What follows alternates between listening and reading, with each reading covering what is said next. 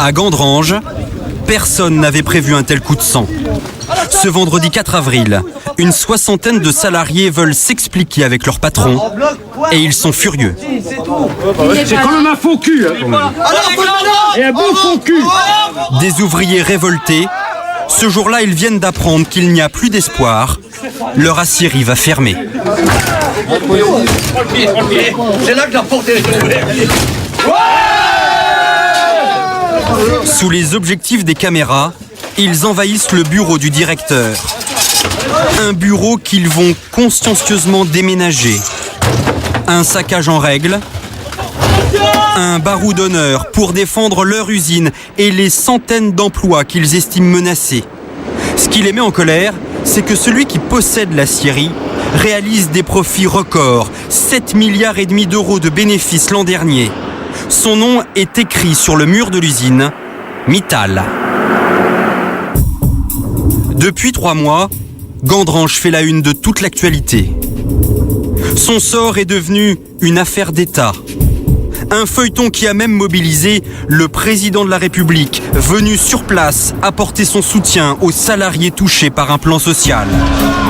Cible de toutes les critiques, le propriétaire des lieux, Lakshmi Mittal, un Indien de 57 ans, la 4e fortune mondiale, 30 milliards d'euros. Une richesse bâtie à travers le monde entier grâce à une seule matière, l'acier. Alors, pourquoi ce milliardaire a-t-il soudainement décidé de fermer son usine de Gandrange? Comment a-t-il bâti sa fortune? Révélation sur les méthodes du roi incontesté de l'acier.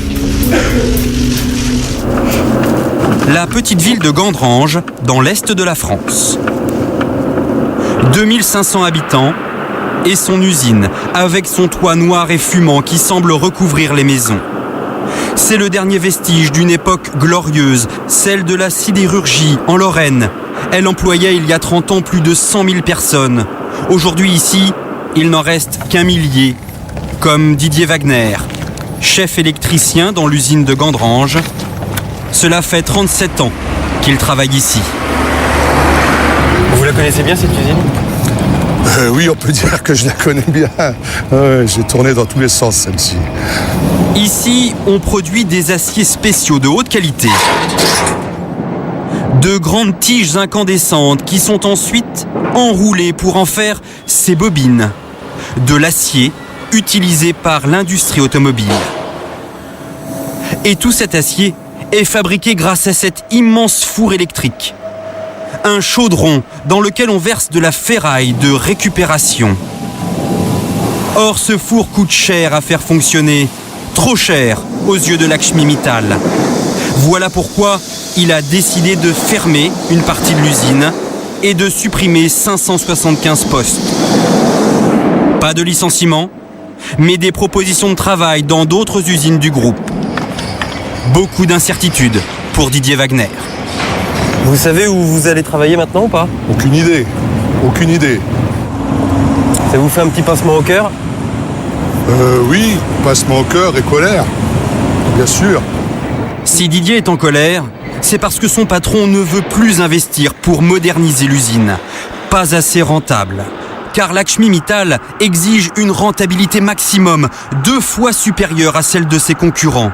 C'est justement sur ce principe qu'il a construit sa fortune. Lakshmi Mittal, on connaît de lui des photos sur papier glacé. Quelques images de son palais dans le quartier des milliardaires à Londres. Et surtout, le mariage de sa fille, organisé en 2004 à Versailles et à Vaux-le-Vicomte, pour 55 millions d'euros. Mais ce dont on parle beaucoup moins, ce sont les secrets de son immense empire sidérurgique. Tout commence en Inde, à Calcutta, dans les années 50. Son père, Mohan Mittal, est un industriel respecté. Il possède une aciérie qui produit pour le marché indien. Lakshmi, son fils aîné, apprend le métier. Et il a un rêve, faire de l'entreprise paternelle un géant mondial. Pour y arriver, quelques années plus tard, il va faire un pari incroyable. Il va tout miser dans un endroit où personne ne voulait aller. Au beau milieu de l'Asie centrale, au Kazakhstan. Sur des kilomètres, des steppes à perte de vue, des routes interminables. Le Kazakhstan, un pays grand comme 5 fois la France, et au milieu de ce désert, une gigantesque usine. Avec tout autour, une ville de 170 000 habitants. Temirtau, une cité ouvrière aux immeubles décrépits. Lakshmi Mittal arrive ici en 1995. À cette époque, l'URSS a volé en éclats. Livré à lui-même, le Kazakhstan est en faillite. À Temirtau, pas d'eau courante, des canalisations percées, des conditions de vie très dures. Ici, tout est à vendre. Et le pays brade ses usines. Lakshmi Mittal va en profiter. Il s'endette et rachète tout le complexe sidérurgique pour 500 millions d'euros. Une fortune pour lui à l'époque. 12 ans plus tard, la ville a beaucoup changé. Rajendran travaille ici pour le groupe Mittal depuis le début. Comme son patron, il est indien. Dans son bureau, sur le mur derrière lui, le président du Kazakhstan et Monsieur Mittal, bien sûr. Le grand patron, il est tout le temps derrière vous. Oui. Il me surveille en permanence. Les deux grands patrons. Depuis son arrivée, Mittal a beaucoup dépensé pour moderniser la ville. Et c'est Rajendran qui s'en est occupé. Quand nous sommes arrivés ici et que nous avons vu les conditions de vie des gens, on s'est dit qu'on devait faire quelque chose pour eux. Mais vous savez, vous ne pouvez pas tout faire en un seul jour, alors on y arrive petit à petit. Dans ces pipelines, par exemple, l'eau courante et le chauffage pour la ville entière, fournis par Mittal. L'entrepreneur indien finance aussi la faculté de métallurgie, 1500 étudiants. Il y a aussi les bonnes œuvres de Monsieur Mittal. Il subventionne le centre culturel pour le développement des traditions kazakhs. Sans oublier la station de télévision Mittal et Natacha, sa présentatrice vedette. Et voici les 2 derniers investissements, près de 2 millions d'euros pour reconstruire entièrement ce stade. Et pas moins de 3 millions d'euros pour cette énorme salle polyvalente. En tout, il a dépensé près de 20 millions d'euros pour la ville. Et s'il fait tant plaisir aux autorités locales, c'est parce que son usine lui rapporte une fortune. En 12 ans, elle a plus que doublé sa production. Et l'an dernier, selon nos informations, Mittal a gagné ici près de 2 milliards d'euros. Alors, comment cette usine est-elle devenue aussi rentable ? Pour le savoir, pas d'autre moyen que d'accepter une visite guidée. C'est la première fois qu'une équipe de télévision entre ici. Notre guide désigné, ce sera Rajendran. Nous sommes très encadrés. Attachés de presse, communicants, techniciens en tout genre nous accompagnent. Au total, une dizaine de personnes en permanence avec nous. Ok. Allez, on va à l'intérieur de l'usine. Le point fort de ce complexe industriel, c'est qu'ici, au même endroit, Mittal peut produire son acier de A à Z. Un gain de temps et surtout d'argent. Où sommes-nous ? C'est le haut fourneau numéro 4. Attention à la tête. Dans ce haut fourneau, on brûle à 2500 degrés du fer et du charbon pour en faire de la fonte liquide. 5000 tonnes sont produites chaque jour, une des plus grosses productions du groupe. Ça, c'est le cœur d'une aciérie. C'est comme si c'était du sang, il coule dans les veines de cette usine. Dans ce haut fourneau, il y a de la fonte. Dans le cœur humain, il y a du sang, c'est la même chose. La fonte, c'est ce qui fait vivre l'usine. Mais Rajendran est interrompu, raison de sécurité. Ici, c'est une zone dangereuse. Faut pas rester là. Avancez plus loin. Il faut qu'on s'éloigne, on risque des retours de flammes. À quelques centaines de mètres, la fonte est immédiatement transformée en plaques incandescentes d'acier à 1200 degrés. Les machines tournent 24 heures sur 24. Et à peine 1 kilomètre plus loin, toujours sur le même site, ces plaques d'acier sont laminées pour terminer en tôle ou en tige. En quelques jours seulement, le produit est fini, livrable aux clients. À ce moment-là de notre visite, nous essayons de poser quelques questions à l'un des ouvriers. Comment mieux si c'est un travail très compliqué? C'est pas compliqué. Tu fais ça depuis longtemps? Tu fais ça depuis longtemps? Surtout, tu ne leur en dis pas trop, hein. Nous n'en saurons pas plus. L'ouvrier n'ose plus nous parler. Ici, les 22 000 employés sont payés 300 € par mois, le salaire moyen au Kazakhstan. Et la production est d'environ 5 millions de tonnes d'acier par an. Selon nos estimations, la marge pour Mittal atteindrait 40%, c'est 4 fois plus qu'ailleurs. Une marge d'autant plus importante que le prix de l'acier flambe depuis quelques années dans le monde. Anatoly est responsable de la production. Il confirme. Fabriquer ces produits, bien sûr que c'est très rentable dans notre usine. Notre coût de production est très bas et le prix de vente très élevé. Donc, on fait une marge très importante. Et pour réduire encore plus ses coûts, Mittal a acheté 2 centrales électriques. Il ne paye plus l'énergie dont il a besoin. Il a même acheté la compagnie de tramway pour transporter ses ouvriers. Mais ce n'est pas tout. Mittal a aussi mis la main sur le trésor du Kazakhstan. Son sous-sol, très riche en matières premières, il a carrément acheté 13 mines de fer et de charbon qui alimentent directement son usine. À 40 km de Temirtau, voici Kotsenko, la plus grande mine de charbon du pays. Sous nos pieds, 130 km de galeries et de tunnels. Et dans ce bâtiment, le trésor de Lakshmi Mittal. Un tapis roulant transporte le charbon qui est extrait de la mine. Un charbon dont le prix a été multiplié par 3 l'année dernière, pour tout le monde, sauf pour Monsieur Mittal. Rajendran, ce charbon, c'est la richesse de Monsieur Mittal. Oui, c'est un des points les plus forts. Pourquoi ? Parce que le charbon, c'est une denrée très rare en ce moment. Et on en a besoin pour faire de l'acier. Sans ça, ce serait difficile de faire marcher l'usine. Et le charbon, c'est très cher aujourd'hui. Oui, c'est très cher. Donc il vaut mieux le posséder. Oui, plutôt que de l'acheter à quelqu'un d'autre.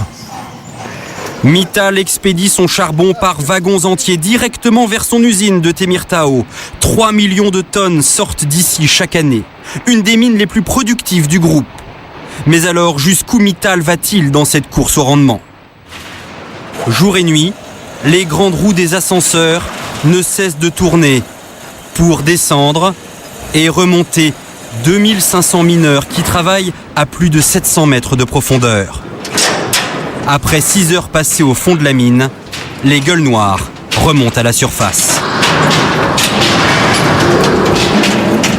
Ils ont pris tous les risques, car sous terre, à cause de la présence du gaz méthane, la moindre étincelle, et c'est l'explosion. Du coup, tous ont des équipements spéciaux qu'on tient à nous montrer. Ça, c'est pour détecter le gaz méthane. Et sur le casque de tous les mineurs, il y a aussi ce détecteur de méthane. Si au fond de la mine, il y a plus de 2% de gaz, le détecteur sonne.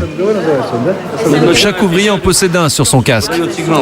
C'est un signal qui fait... Ici, dans cette mine modèle qu'on a choisi de nous faire visiter, toutes les règles de sécurité semblent respectées.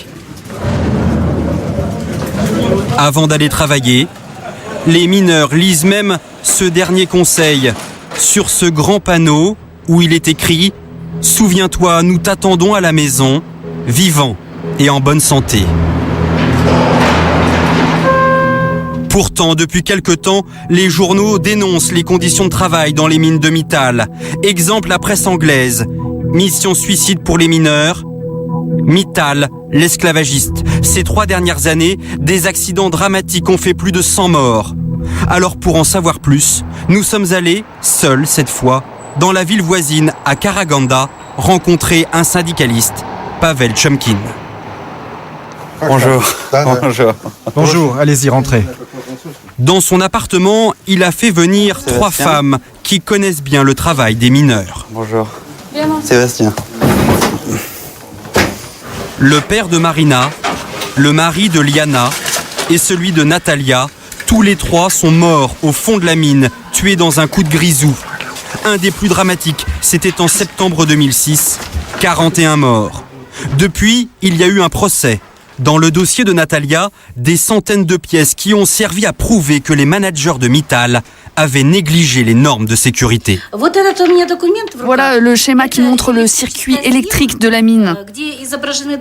Les endroits où se trouvent les capteurs du gaz méthane. Le jour de l'accident, ils ne marchaient pas. Ils étaient débranchés. Ils n'ont donné aucun signal. Pendant le procès, il a été établi qu'on avait débranché les capteurs pour les économiser. Ces capteurs de méthane sont sensibles et très chers. Si on les utilise souvent, il faut les changer souvent. 8 managers de la mine ont été condamnés à des peines de prison pour manquement à la sécurité. Et selon Pavel Chomkin, tout cela est lié à la course au rendement et au paiement des mineurs en fonction de la quantité de charbon extraite. Pour améliorer les conditions de travail, il faudrait des équipements, il faudrait aspirer l'air, enlever le gaz. Mais le propriétaire n'a pas d'intérêt commercial à le faire. Ce n'est pas une source de profit pour lui. Derrière nous, alors que nous discutons, un mineur est venu écouter notre conversation. Vous ne verrez pas son visage, il a trop peur des représailles. La violation des règles de sécurité, ça commence dès l'entrée de la mine. À vous, on vous fait visiter les mines de Karaganda, mais c'est parce que ce sont les mieux. On vous montre de belles images. Toutes ces installations sont dans un bien meilleur état que celle où je travaille. Allez faire un tour dans la mine de Chatkins. Vous verrez comment c'est. Et surtout la mine de Lénine, là-bas. Descendre dedans, c'est comme sauter dans le vide. La sécurité de ces mines est devenue un enjeu pour Mittal. Après les tragédies, le patron du groupe s'est déplacé au Kazakhstan. Il a indemnisé les veuves et a promis cette année 160 millions d'euros pour améliorer la sécurité. Le Kazakhstan, c'est donc un business à risque. Mais c'est aussi un pays qui a permis à l'entrepreneur de se faire un nom hors des frontières de l'Inde. C'est d'ici qu'il a amorcé sa conquête internationale. Une expansion qui s'est faite sur tous les continents de la planète. Le Canada, les États-Unis, le Mexique, mais aussi l'Afrique du Sud, le Libéria, l'Algérie, l'Ukraine et l'Europe de l'Est. Des usines, des mines de fer et de charbon. Lakshmi Mittal en rachète partout, à tour de bras. En moins de 10 ans seulement, il va devenir un géant mondial de l'acier. Mais pour être le leader incontesté, il y a un pays qui est essentiel pour lui, la France. L'épopée de Mittal dans notre pays commence en 1999. Il rachète l'usine de Gandrange. Cette usine, à l'époque, perd déjà de l'argent. Le propriétaire français Usinor veut s'en débarrasser. Mittal saute sur l'occasion et 6 ans plus tard, coup de théâtre. C'était un véritable coup de tonnerre qui dépasse le cadre de la bourse. C'est une bataille frontale qui a commencé entre les deux géants mondiaux de l'acier. Le 27 janvier 2006, surprise générale. Mittal lance une OPA, une offre publique d'achat, sur son principal concurrent, le groupe européen Arcelor. Une entreprise qui produit 51 millions de tonnes d'acier et qui possède des usines à travers le monde et surtout en Europe, en France, où elle emploie 30 000 personnes, à Fos-sur-Mer ou encore à Dunkerque. L'émotion est vive, les politiques s'en mêlent au plus haut niveau. Ce que l'on appelle une offre inamicale ou hostile, purement financière, c'est-à-dire sans aucun projet industriel connu ou révélé. Pour l'emporter, Mittal lance alors un plan de communication. Il va donner des gages sur l'emploi. Le groupe Mittal n'arrête pas de se développer. Nous ne prévoyons pas de fermer d'usine en Europe. Et puis, il va mettre en avant Gandrange, son seul site en France, qu'il présente comme son usine modèle. Pour la presse, il joue même les guides en personne. Allons-y, et vous allez voir, c'est une usine qui marche bien. Et un peu plus loin, il insiste encore. Ça marche très bien, les employés sont heureux, la productivité est forte. Cela prouve bien que mon groupe est capable de faire des produits de grande qualité. Et Lakshmi Mittal va même jusqu'à défendre son projet devant les députés à l'Assemblée nationale. Il est reçu par la Commission des affaires économiques. Le député Michel Lipgott en faisait partie. Il s'en souvient très bien. Moi, j'étais surtout surpris par la manière dont il avait de séduire. Enfin bon, il était là comme s'il ne nous avait jamais quittés, quoi. Je trouve que c'est un ami de toujours. Un ami de toujours, ouais. On se fait une bonne bouffe et puis voilà, c'était. Il sait faire. De cette rencontre avec Lakshmi Mittal, Michel Lipgott, député de la Moselle, a gardé dans son bureau le compte-rendu écrit. Une dizaine de pages, les promesses du patron indien faites à cette époque. Mittal Steel mesure l'importance que la Lorraine attache à l'industrie sidérurgique. Aucune suppression d'emploi n'aura lieu en Lorraine. Alors maintenant, avec le recul, je me dis que, bon, effectivement, on a sans doute été dupés, trompés. Car le 26 juin 2006, Lakshmi Mittal annonce en grande pompe le rachat pour 27 milliards d'euros de son concurrent. Et à peine 18 mois plus tard, il décide la fermeture de son aciérie de Gandrange qui lui avait servi de vitrine. Le patron de l'usine est pris à partie. Quand M. Mittal est venu visiter Gandrange, qu'est-ce qu'il a promis, M. Mittal? Qu'est-ce qu'il a promis? Rappelez-vous, monsieur, les investissements, on les attend encore aujourd'hui. Une annonce brutale pour les ouvriers, un choix que le groupe Mittal explique assez facilement. C'est au Luxembourg que la décision de fermer l'aciérie de Gandrange a été prise, au siège social d'ArcelorMittal. C'est là que Michel Wurth, un des 5 directeurs du groupe, accepte de nous recevoir. Dans ce contexte social très tendu en Lorraine, il nous a demandé de lui faire parvenir par avance les grands thèmes que nous souhaitons aborder avec lui. Ça va être un peu informel ici. Un entretien qu'il a pris soin de bien préparer. Et surprise, alors qu'il y a 2 ans, Gandrange était une usine modèle, aujourd'hui le discours officiel a bien changé. La vérité avec Gandrange, c'est que depuis 1999, Gandrange a été une société, a été un site qui a été structurellement en perte. Le site perd de l'argent. La différence, c'est qu'aujourd'hui, Mittal dispose d'une 20aine d'usines en Europe. De l'Espagne à la Pologne, en passant par la Belgique. D'autres usines plus rentables, donc plus intéressantes pour Mittal, et sur lesquelles il veut désormais miser pour réorganiser sa production. Ce qui veut dire qu'aujourd'hui, c'est un raisonnement européen pour gérer ces sites-là. Mais l'Europe est un pays, il devient un grand pays, en tout cas du point de vue économique. Merci beaucoup. Merci. Et c'est aussi à cette échelle européenne que Mittal gère désormais ses salariés.